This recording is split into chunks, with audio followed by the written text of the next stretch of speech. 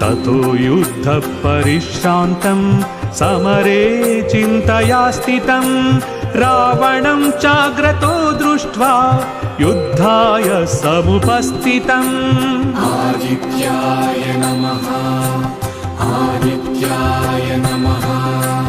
दैवतैश्च समागम्य द्रष्टुमभ्यागतोरणम् उपागम्य ब्रवीद्रामम् अगस्त्यो भगवान् ऋषिः।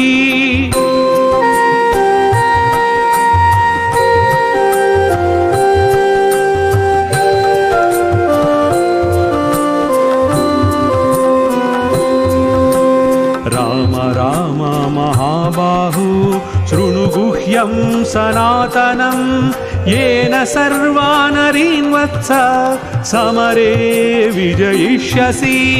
सूर्यदेवाय नमः।